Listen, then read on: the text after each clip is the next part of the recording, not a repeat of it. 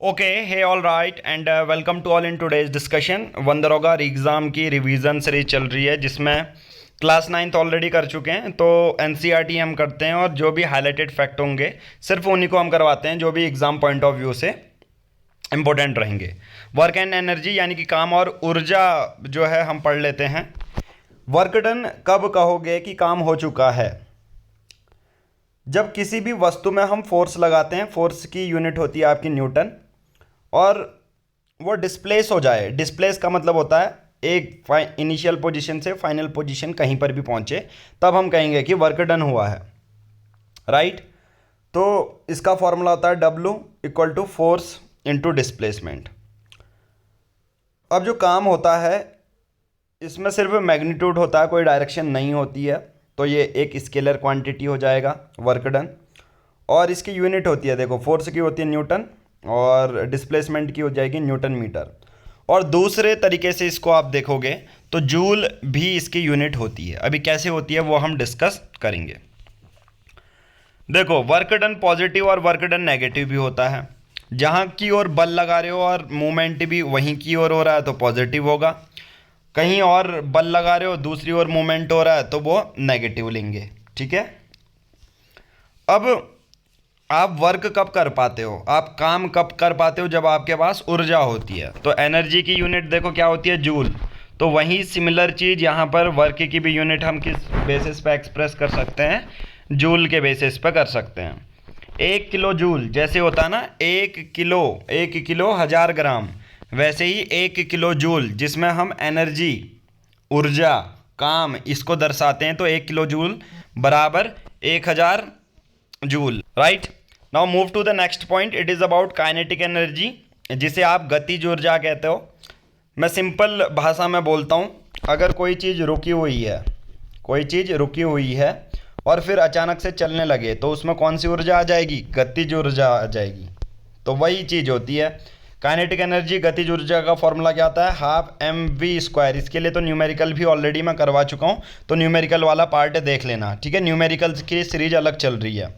तो m मास है, v velocity है, ठीक है। इस पर ज़्यादा हम अपना दिमाग नहीं खपाएंगे, ठीक है। फिर अब पोटेंशियल एनर्जी, कोई वस्तु की पोजीशन जिस पोजीशन में है, सपोज डैम के बेसिस पर आपको समझाता हूँ। डैम से बिजली कैसे बनाते हैं? सबसे पहले पानी इकट्ठा करेंगे, पानी जो इकट्ठा हुआ है, रुका हुआ है, उसमें पोटेंशियल एनर्जी होगी, और अचानक पानी को छोड़ दें तो उसमें गतिज ऊर्जा आ जाएगी। ये चीज़ याद रखना, ठीक है। तो पोटेंशियल एनर्जी, कोई भी पोटेंशियल एनर्जी किसी भी वस्तु की किसी एक सर्टेन हाइट में, तो इसका फॉर्मूला क्या होता है? mgh, where m mass, g acceleration due to velocity, और h है अपना हाइट। h क्या हो जाएगी? आपकी हाइट हो जाएगी। और हमेशा याद रखना जो energy, law of conservation of energy, energy can neither be created nor be destroyed, ठीक है। और जितनी हमारी गतिज ऊर्जा होगी, जितनी हमारी पोटेंशियल एनर्जी होगी, वो सब मिलके मैकेनिकल एनर्जी, जैसे काम करने के लिए जो भी यूज़ होती है उसे कहते हैं मैकेनिकल एनर्जी। कोई काम करके हमें दे रही है। नाउ अब आता है पावर। पावर क्या है? कोई कहेगा इसके पास इतनी पावर है, तो उसको डिफाइन करने के लिए क्या तरीका होगा? मैं कहूँगा इसने इतने समय में इतना काम कर दिया, तो work done upon time is power. Simple सी बात है। इसको दिखाते हैं वॉट से, और जेम्स वॉट ने इसको डिस्कवर किया था।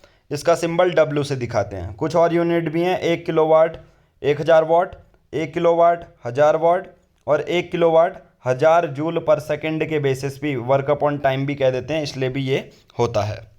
बट विदाउट मूविंग फर्दर, अगर आप चाहते हैं वंदरोगा पेड ग्रुप ज्वाइन करना, जिसमें कंप्लीट डॉक्यूमेंट जितनी भी वीडियोस अभी तक हैं वो सब आप एक्सेस कर पाएंगे। लेना बहुत सिंपल है, 10 जून तक 499 रुपीज़ प्राइस है।